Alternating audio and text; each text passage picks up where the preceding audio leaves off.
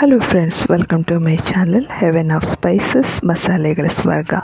ಇವತ್ತಿನ ದಿನ ಜೋಳದ ಮಸಾಲೆ ರೊಟ್ಟಿ ಮಾಡೋಣ. ನೀವು ಇದನ್ನು ಮಸಾಲ ರೊಟ್ಟಿ ಅಂತನಾದರೂ ಹೇಳ್ಬೋದು, ತಾಲಿಪೆಟ್ಟು ಅಂತನಾದರೂ ಹೇಳ್ಬೋದು, ಅಥವಾ ಪರೋಟ ಅಂತನಾದರೂ ಹೇಳ್ಬೋದು. ನೀವು ಏನಾದರೂ ಹೇಳಿ, ಟೇಸ್ಟ್ ಮಾತ್ರ ಸೂಪರಾಗಿರುತ್ತೆ. ಇಲ್ಲಿ ನಾನು 2 ಆಲೂಗಡ್ಡೆ ತೊಗೊಂಡಿದ್ದೀನಿ, ಇದನ್ನು ತುರಿದಿಟ್ಕೊಂಡಿದ್ದೀನಿ. ಹಾಗೆ 8 ಹಸಿಮೆಣ್ಸಿನ್ಕಾಯಿ, ಇದನ್ನು ಸಣ್ಣದಕ್ಕೆ ಹೆಚ್ಕೊಳ್ಬೇಕು. ಹೆಚ್ಕೊಳಕ್ಕಾಗಿಲ್ಲ ಅಂದರೆ ಪೇಸ್ಟ್ ಮಾಡಿ ಹಾಕ್ಕೊಳ್ಳಿ, ಬಟ್ ದೊಡ್ಡದಾಗಿ ಮಾತ್ರ ಹೆಚ್ಚಾಕ್ಕೊಳ್ಬೇಡಿ. 1 ಹೀರೆಕಾಯಿನ ತುರಿದಿಟ್ಕೊಂಡಿದ್ದೀನಿ, ಮೀಡಿಯಮ್ ಸೈಜ್ ಹೀರೆಕಾಯಿನ. ಹಾಗೆ ಒಂದು ಸ್ವಲ್ಪ ಕರಿಬೇವನ್ನ ಸಣ್ಣದಾಗಿ ಹೆಚ್ಚಿಟ್ಕೊಂಡಿದ್ದೀನಿ. ಒಂದು ಮೀಡಿಯಮ್ ಸೈಜ್ನ ಎಲೆಕೋಸನ್ನ ಅರ್ಧ ಭಾಗ ತುರಿದಿಟ್ಕೊಂಡಿದ್ದೀನಿ. 1 ಮೀಡಿಯಮ್ ಸೈಜ್ ಕ್ಯಾರೆಟ್ನ ತುರಿದಿಟ್ಕೊಂಡಿದ್ದೀನಿ. ಹಾಗೆ 3ರಿಂದ 4 ಈರುಳ್ಳಿನ ತುರಿದಿಟ್ಕೊಂಡಿದ್ದೀನಿ.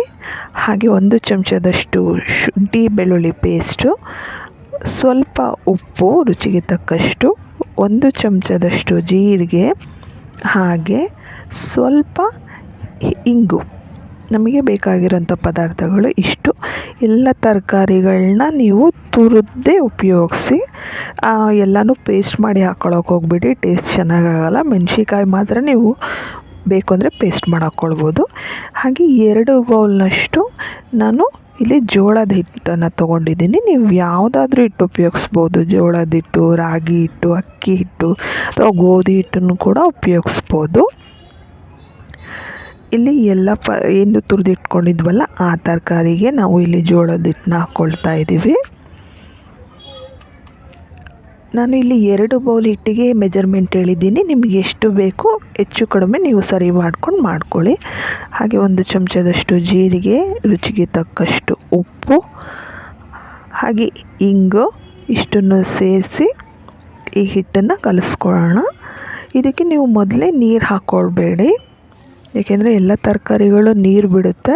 ನೀವೇನಾದರೂ ಮೊದಲೇ ನೀರು ಹಾಕ್ಕೊಂಡ್ರಿ ಅಂದರೆ ತುಂಬ ನೀರಾಗೋಗುತ್ತೆ. ಹಾಗಾಗಿ ನೀರು ಹಾಕ್ದೇ ಕಲಿಸ್ಕೊಳ್ಳಿ. ನಿಮಗೆ ನೀರಿನ ಅವಶ್ಯಕತೆ ಬೀಳಲ್ಲ, ಹಾಗೇ ಕಲಿಸ್ಕೋಬೋದು. ಅಕಸ್ಮಾತಾಗಿ ಏನಾದರೂ ನಿಮಗೆ ಇಲ್ಲ ಗಟ್ಟಿಯಾಗಿದೆ, ನೀರು ಬೇಕು ಅಂತ ಅನಿಸಿದರೆ ಮಾತ್ರ ಜಸ್ಟ್ 1 ಸ್ಪೂನು ಅಥವಾ 2 ಸ್ಪೂನಷ್ಟು ನೀವು ಇದಕ್ಕೆ ನೀರು ಸೇರಿಸ್ಕೋಬೇಕು. ನೋಡಿ, ಎಲ್ಲ ಚೆನ್ನಾಗಿ ಮಿಕ್ಸ್ ಮಾಡ್ಕೊಳ್ಳೋಣ. 1 ಚಮಚದಷ್ಟು ಆಯಿಲ್ನ ಹಾಕ್ಕೊಂಡು ಕಲಿಸ್ಕೊಳ್ಳೋಣ. ನೀವು ಇದಕ್ಕೆ ಯಾವ ತರಕಾರಿ ಬೇಕಾದರೂ ಹಾಕ್ಕೊಳ್ಬೋದು. ಸೌತೆಕಾಯಿ ಹಾಕ್ಕೊಬೋದು, ದಪ್ಪ ಮೆಣಸಿನ್ಕಾಯಿ ಹಾಕ್ಕೊಬೋದು, ಬೀಟ್ರೂಟ್ ಹಾಕ್ಕೊಳ್ಬೋದು. ನಿಮ್ಮ ಮನೇಲಿ ಏನು ತರಕಾರಿ ಇದೆ ಎಲ್ಲ ತರಕಾರಿನೂ ಹಾಕ್ಕೊಳ್ಬೋದು. ಈಗ ಹಂಚ್ಕಾಯಿದು ಇಟ್ಕೊಳ್ಳೋಣ. ಅಲ್ಲಿಗೆ ರೆಡಿ ಆಗೋವರೆಗೂ ಇದು ಹಂಚ್ಕಾಯುತ್ತೆ. ನಾನು ಹೇಳಿದ್ನಲ್ಲ, ನೀವೇನು ತರಕಾರಿ ಬೇಕಾದರೂ ಹಾಕ್ಕೊಂಡು, ಮುಳುಗಾಯಿ ತುರಿದು ಹಾಕ್ಬೋದು, ಇದು ಏನು ಗೋಬಿ ಅದನ್ನು ಕೂಡ ತುರಿದು ಹಾಕ್ಬೋದು. ಬಟ್ ಏನಂದರೆ ಎಷ್ಟು ಸಾಧ್ಯನೋ ಅಷ್ಟು ಸಣ್ಣದಾಗಿ ಹೆಚ್ಕೊಳ್ಬೇಕು. ನೀವು ದೊಡ್ಡದಾಗಿ ಏನಾದರೂ ಇತ್ತು ಅಂದರೆ ರೊಟ್ಟಿ ಮಾಡುವಾಗ ಹರಿದೋಗುತ್ತೆ, ಸರಿಯಾಗಿ ಬರಲ್ಲ. ಆದ್ದರಿಂದ ತುರಿದು ಹಾಕ್ಕೊಳ್ಳಿ. ಮೆಣಸಿನ್ಕಾಯಿ ಒಂದನ್ನು ಮಾತ್ರ ನೀವು ರುಬ್ಬಿ ಹಾಕ್ಕೊಳ್ಬೋದು, ನಿಮಗೆ ಸಣ್ಣಕ್ಕೆ ಹೆಚ್ಚೋಕ್ಕಾಗಲ್ಲ ಅಂತ ಅನಿಸಿದರೆ. ನೋಡಿ, ಹಿಟ್ಟು ರೆಡಿಯಾಗಿದೆ.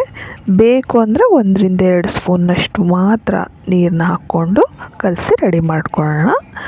ನೋಡಿ, ನಮ್ಮ ಹಿಟ್ಟು ರೆಡಿಯಾಗಿದೆ. ಈಗ ಹಂಚು ಕಾದಿದೆ ನಮ್ಮದು. ಆ ಹಂಚಿಗೆ ಒಂದು ಸ್ವಲ್ಪ ಎಣ್ಣೆ ಹಾಕ್ಕೊಂಡು ಇದನ್ನು ಸ್ಪ್ರೆಡ್ ಮಾಡ್ಕೊಳ್ಳೋಣ ಎಣ್ಣೆನ. ಈಗ ನಾವು ರೊಟ್ಟಿ ರೆಡಿ ಮಾಡೋಣ. ಈ ರೀತಿ ಹೋಳಿಗೆ ಎಲೆ ಅಂತ ಹೇಳ್ತಾರೆ, ಈ ಥರ ಶೀಟ್ಗಳು ಸಿಗುತ್ತೆ. ಇದನ್ನು ನೀವು ಹಂಚ ಮೇಲೆ ಹಾಕಿದಾಗ ಅದು ಸುಡಲ್ಲ. ಆ ಥರದ್ದು ಶೀಟ್ಗಳನ್ನ ಉಪಯೋಗಿಸಿ. ಅಂಗಡಿಗಳಲ್ಲೆಲ್ಲ ಈಸಿಯಾಗಿ ಸಿಗುತ್ತೆ.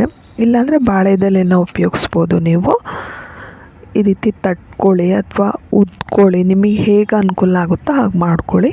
ನೀವು ಎಷ್ಟು ತೆಳ್ಳಗೆ ಬೇಕಾದರೂ ಮಾಡ್ಕೊಳ್ಬೋದು, ಎಷ್ಟು ದೊಡ್ಡದು ಬೇಕಾದರೂ ಮಾಡ್ಕೊಳ್ಬೋದು, ಏನೂ ಹರಿಯಲ್ಲ, ಈಸಿಯಾಗಿ ಬರುತ್ತೆ. ನೋಡಿ, ನಿಮಗೆ ಹೇಗೆ ಬೇಕೋ ಹಾಗೆ ಮಾಡ್ಕೊಳ್ಳಿ. ಎಲ್ಲ ತಟ್ಕೊಂಡಾಗಿದ ನಂತರ ಇದನ್ನು ಯಾವ ರೀತಿ ನೀವು ಎತ್ತಾಕ್ಕೊಳ್ಬೇಕು, ಯಾವ ರೀತಿ ಬೇಯಿಸ್ಕೊಳ್ಬೇಕು ಅಂತ ನಾನು ನಿಮಗೆ ಹೇಳ್ತೀನಿ. ನೋಡಿ, ಉತ್ಕೊಳ್ಳಿ, ಬೇಕಿದ್ರೆ ತಟ್ಕೊಳ್ಳಿ, ತುಂಬ ರುಚಿಯಾಗಿರುತ್ತೆ. ಈ ತರಕಾರಿಗಳನ್ನೆಲ್ಲ ಮಕ್ಕಳು ತಿನ್ನೋದಕ್ಕೆ ಇಷ್ಟಪಡಲ್ಲ, ಎಲ್ಲ ತೆಗೆದು ಆಚೆ ಇಡ್ತಾ ಇರ್ತಾರೆ. ನೀವು ಈ ರೊಟ್ಟಿ ಈ ಥರ ರೊಟ್ಟಿ ಎಲ್ಲ ಹಾಕಿ ಮಾಡಿಕೊಟ್ರೆ ಅವ್ರಿಗೆ ಗೊತ್ತೇ ಆಗೋಲ್ಲ ನೀವು ಇದಕ್ಕೆ ತರಕಾರಿ ಹಾಕಿದ್ದೀರಾ ಅಂತ. ಮಕ್ಕಳೇನು ದೊಡ್ಡವರು ಎತ್ತಿಡ್ತಿರ್ತಾರೆ, ಅಂಥದಕ್ಕೆ ಸೊಲ್ಯೂಷನ್ ಇದು ಅಂತಲೇ ಹೇಳ್ಬೋದು. ನೋಡಿ ನಮ್ಮದು ರೊಟ್ಟಿ ರೆಡಿ ಆಗಿದೆ. ಹಾಗೆ ಹಂಚು ಕಾದಿದೆ, ಅದಕ್ಕೆ ಸ್ವಲ್ಪ ಈಗ ಮಾಡ್ಕೊಂಡಿರೋ ಅಂಥ ರೊಟ್ಟಿನ ಹಾಕೋಣ. ನೋಡಿ ಈ ರೀತಿ ಶೀಟ್ ಸಮೇತ ಹಂಚ ಮೇಲೆ ಹಾಕಿದ ತಕ್ಷಣ ಇಮಿಡಿಯೇಟಾಗಿ ಶೀಟ್ ಎತ್ತಬೇಡಿ, ಹರಿಯುತ್ತೆ. ಒಂದು ನಿಮಿಷ ಬಿಟ್ಟರೆ ಆಟೋಮೆಟಿಕ್ಕಾಗಿ ತನಗೆ ತಾನೇ ಶೀಟು ಆರಾಮಾಗಿ ಬಿಟ್ಕೊಳ್ಳುತ್ತೆ. ನೀವು ಆವಾಗ ತಕ್ಕೋಬೋದು ಶೀಟನ್ನ. ನೀವು ಹಾಕಿದ ತಕ್ಷಣ ಎತ್ತಿದರೆ ಪಕ್ಕ ಹರಿಯುತ್ತೆ. ನೋಡಿ ಒಂದು ನಿಮಿಷ ಇದನ್ನು ಇದೇ ರೀತಿ ಬಿಡೋಣ. ನೋಡಿ ಎಷ್ಟು ಈಸಿಯಾಗಿ ಬಂತು, ಎಷ್ಟು ಅಗಲ ಇದೆ, ಒಂಚೂರು ಎಲ್ಲಿ ಹರಿದಿಲ್ಲ, ಎಲ್ಲಿ ಹಿಡ್ದಿಲ್ಲ, ಎಷ್ಟು ನೀಟಾಗಿ ಬಂತು. ಇದು ಬೇಯೋವರೆಗೂ ನಾವು ಇನ್ನೊಂದು ರೊಟ್ಟಿ ಮಾಡ್ಕೊಳ್ಳೋಣ.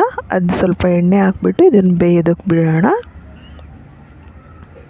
ಇದು ಬೇಯ್ತಾ ಇರೋವರೆಗೂ ನಾವು ಇನ್ನೊಂದು ರೊಟ್ಟಿ ರೆಡಿ ಮಾಡ್ಕೊಳ್ಬೋದು. ಈಗ ಅದೇ ರೀತಿ ಶೀಟಿಗೆ ಒಂದು ಸ್ವಲ್ಪ ಎಣ್ಣೆ ಸವರ್ಕೊಂಡು ಇನ್ನೊಂದು ರೊಟ್ಟಿ ರೋಲ್ ಮಾಡ್ಕೊಳ್ಳೋಣ.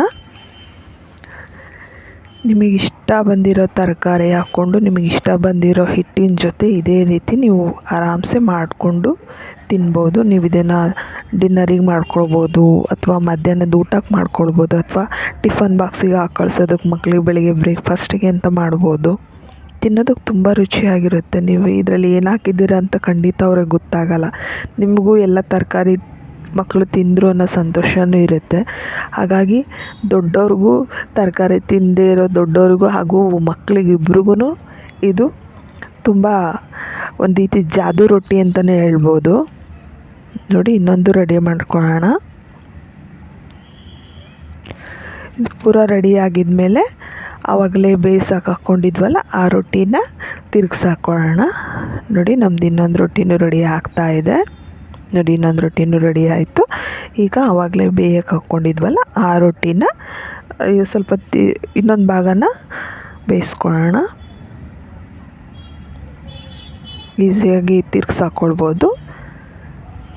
ಈ ಭಾಗಕ್ಕೂ ಮೇಲ್ಭಾಗಕ್ಕೂ ಒಂದು ಸ್ವಲ್ಪ ಎಣ್ಣೆ ಸವರ್ಕೊಳ್ಳೋಣ.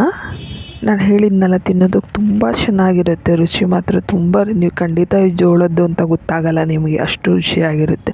ನೀವು ಇದನ್ನು ಗ್ರೇವಿ ಜೊತೆ ತಿನ್ಬೋದು, ಕೆಂಪು ಚಟ್ನಿ ಜೊತೆ ತಿನ್ಬೋದು. ಮಾಡಿ ಹೇಗೆ ಅನ್ನಿಸ್ತು ಅಂತ ಖಂಡಿತ ಕಮೆಂಟ್ ಬಾಕ್ಸಲ್ಲಿ ಹಾಕೋದನ್ನು ಮರಿಬೇಡಿ. ನಾನು ಇದಕ್ಕೆ ಉಪಯೋಗಿಸಿರೋಂಥ ಕೆಂಪು ಚಟ್ನಿ ನನ್ನ ಚಾನಲಲ್ಲಿ ಆಲ್ರೆಡಿ ವಿಡಿಯೋ ಇದೆ. ಡಿಸ್ಕ್ರಿಪ್ಷನಲ್ಲಿ ಅದರದ್ದು ಲಿಂಕ್ ಹಾಕಿರ್ತೀನಿ, ಹಾಗೆ ಕಮೆಂಟ್ ಸೆಕ್ಷನಲ್ಲೂ ಹಾಕಿರ್ತೀನಿ, ಚೆಕ್ ಮಾಡಿ ನೋಡಿ. Thank you.